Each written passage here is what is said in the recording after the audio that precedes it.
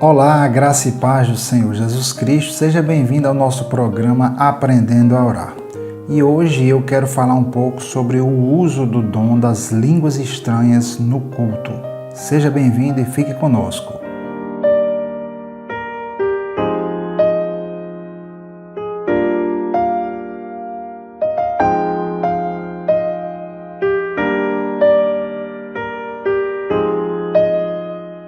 No vídeo passado, quando eu falei sobre o que é as línguas estranhas, nós vimos que o dom de línguas estranhas foi dado por Deus para que nós pudéssemos nos edificar a nós mesmos. Lá no versículo 14 de 1 Coríntios capítulo 14, nós vemos que quando uma pessoa ora em línguas estranhas, ela está falando com o espírito dela.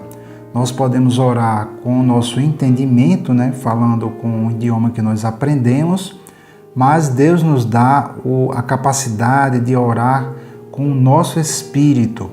Eu não pretendo aqui explicar sobre este assunto do que é orar em línguas, porque eu já fiz um vídeo e eu vou colocar aqui o link do vídeo anterior, onde eu falei sobre o que é as línguas estranhas.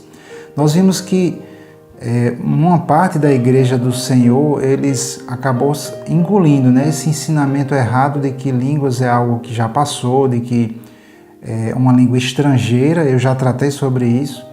E temos esse lado do corpo de Cristo que acaba não utilizando o dom que Deus deu à igreja. Mas também eu quero falar hoje sobre o uso errado do dom de línguas e como deve ser o uso das línguas estranhas no culto ao Senhor. Porque, infelizmente, aquela parte da igreja que crê e adota o dom de línguas estranhas e fala, e usa o dom, muitas vezes, nem sempre, mas muitas vezes, no uso dos dons, acaba se equivocando e fugindo daquilo que Deus estabeleceu na sua palavra. Então, nós vamos ali voltar para o livro de 1 Coríntios 14, que eu utilizei no primeiro vídeo, e nós vamos ver aqui a partir do versículo 4, que diz o seguinte: o que fala em língua desconhecida edifica-se a si mesmo, mas o que profetiza edifica a igreja. E eu quero que todos vós faleis em línguas, mas muito mais que profetizeis, porque o que profetiza é maior do que o que fala em línguas, a não ser que também interprete, para que a igreja receba edificação. Então esse texto aqui às vezes causa uma certa confusão quando as pessoas leem e veem que aquele que profetiza é maior do que o que fala em línguas. Então, em que sentido está sendo falado aqui? Será que o dom de línguas é algo desprezível porque é inferior? Na verdade, o texto fala o seguinte, que no culto ao Senhor, e nós vemos isso ao longo do contexto de todo o capítulo 14, nós vemos que no culto ao Senhor, aquele que está profetizando, ele está ministrando uma palavra da parte de Deus, em português, no nosso caso, aqui no Brasil, está ministrando a palavra de Deus no idioma que as pessoas entendem. Então é necessário haver um entendimento para que haja edificação. Então, dentro desse contexto aqui, nós vemos que o que o apóstolo Paulo, pelo Espírito Santo, está falando é que no contexto do culto ao Senhor, aquele que ministra em línguas é inferior ao que ministra em profecia. O dom da profecia, ele é um dom onde Deus fala de uma forma entendível, compreensível, para que as pessoas possam ser edificadas. Então, o uso do dom de línguas não é voltado para a ministração para a igreja. Conforme nós vemos no versículo 4, aquele que ora em línguas, ele edifica-se a si mesmo. Então, o dom de línguas ele tem o propósito de trazer edificação para você, não para a igreja, exceto se houver o dom também da interpretação de línguas, ok?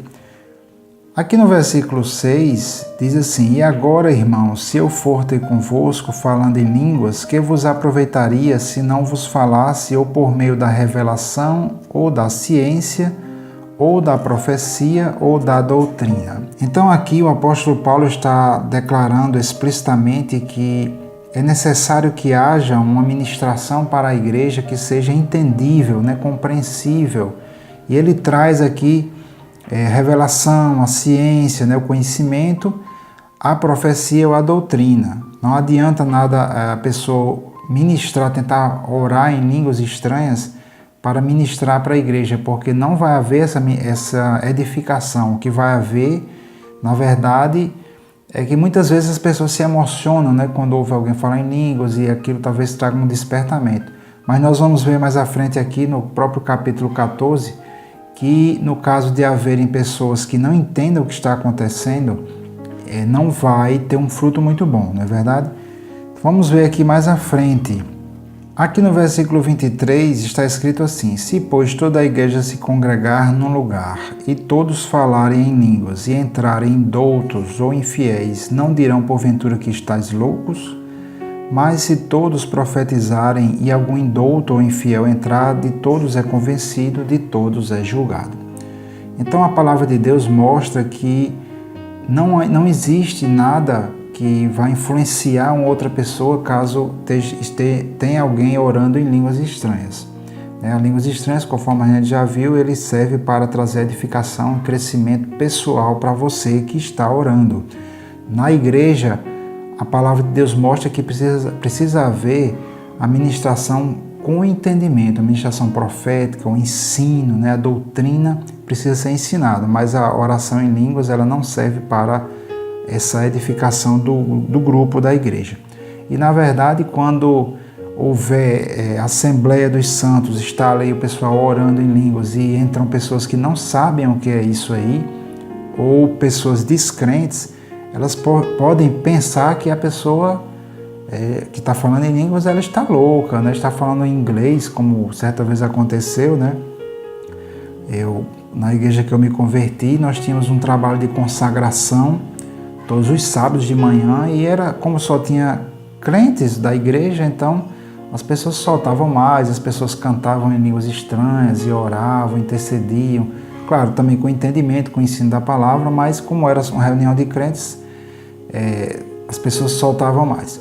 E uma certa irmã que era conhecida nossa lá da igreja, ela participou e depois até gostou muito, mas quando ela chegou na casa dela, ela falou para uma colega nossa lá e achou estranho, porque ela disse: nossa, eu estava lá na consagração, até gostei, mas o pessoal ficava orando em inglês, eu não entendia nada, Então, ela era o que a Bíblia chama de indouta, ela não conhecia o dom de línguas, apesar de ser de uma igreja pentecostal, mas eu acho que ela nunca se ligou, nunca houve um ensino sobre línguas estranhas, e ela era uma senhora já e ficou assim um pouco assustada com as línguas. Então, se entrarem indoutos, ou seja, pessoas que são crentes, mas não têm o conhecimento do que é aquilo ali, ela pode estranhar e achar que as pessoas estão loucas ou que estão falando em inglês ou alguma coisa assim.